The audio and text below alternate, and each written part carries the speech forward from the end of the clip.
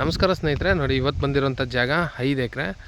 ಒಬ್ರದ್ದು ಅಣ್ಣೊಂದು 3 ಎಕರೆ ಬೇಕಾದ್ರೂ ಕೊಡ್ತಾರೆ, 2.25 ಎಕರೆ ಬೇಕಾದ್ರೂ ಕೊಡ್ತಾರೆ. 5.25 ಎಕರೆ ತೋಟದು ತೆಂಗಿನ ಮರ, 2 ಬೋರ್ ಸಿಗುತ್ತೆ, ಒಂದು ಟಿ ಸಿ ಇದೆ. ರೋಡ್ಗೆ ಇಲ್ಲಾಂದ್ರೂ ಒಂದು 500 ಅಡಿ ಇದೆ. ತುಂಬ ಚೆನ್ನಾಗಿ ಒಳ್ಳೆ ಲೊಕೇಶನಲ್ಲಿದೆ. ಎಲ್ಲ ತೆಂಗಿನ ಮರ. ಊರಿಂದ 500 ಮೀಟ್ರ್ ಅಷ್ಟೇ. ಇದು ಬೆಂಗಳೂರಿಂದ ಇಲ್ಲಿಗೆ 140 ಕಿಲೋಮೀಟ್ರ್ ಆಗುತ್ತೆ. ಮೈಸೂರಿಂದ 70 ಕಿಲೋಮೀಟ್ರ್ ಆಗುತ್ತೆ. ವಿಲೇಜಿಂದ ಕೊಳ್ಳೇಗಾಲದಿಂದ ಒಂದು 10 ಕಿಲೋಮೀಟ್ರ್ ಆಗುತ್ತೆ. ಜಮೀನಂತೂ ತುಂಬ ಚೆನ್ನಾಗಿದೆ, ಬ್ಯೂಟಿಫುಲ್ ಆಗಿದೆ.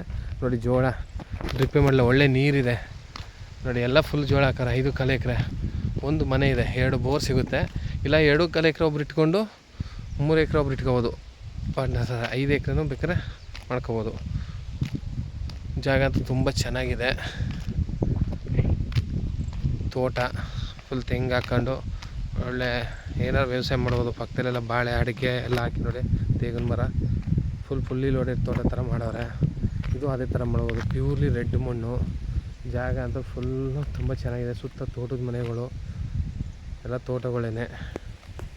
ಇವರು 58 ಲಕ್ಷ ಹೇಳ್ತವ್ರೆ ಒಂದು ಎಕರೆಗೆ. ಒಂದು 3 ಎಕರೆ ತೊಗೊಂಡ್ರೆ 2 ಬೋರ್ ಸಿಗುತ್ತೆ. ತೆಂಗಿನ ಮರ ಒಂದು ಸ್ವಲ್ಪ ಕಡಿಮೆ. ಇಲ್ಲ 2 ಎಕರೆ 2.25 ಎಕರೆ ಇಟ್ಕೊತೀನಿ ಅಂದರೆ ಅದಕ್ಕೆ ಬೋರ್ ಸಿಗೋಲ್ಲ.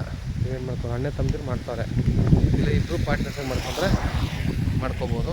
ಒಬ್ಬರು ತೊಗೊಂಡ್ರು 5.25 ಎಕರೆ ತಗೋಬೋದು. ತುಂಬ ಚೆನ್ನಾಗಿದೆ ಜಾಗ ಅಂತೂ. ಆ ರೋಡ್ಗೆ ತುಂಬ ಉದ್ದನೇ ಸಿಗುತ್ತೆ. 506 ಅಡಿ. ಹಿಂದಗಡೆ ಸುತ್ತ ತೋಟಗಳೇನೆ. ಜೋಳ ತುಂಬ ಚೆನ್ನಾಗಿ ಫೆನ್ಸ್ ಮಾಡಿದ್ದಾರೆ. ಹಿಂದಗಡೆ ಒಳ್ಳೆ ಹಿಲ್ಸ್ ವ್ಯೂ ತುಂಬ ಚೆನ್ನಾಗಿದೆ.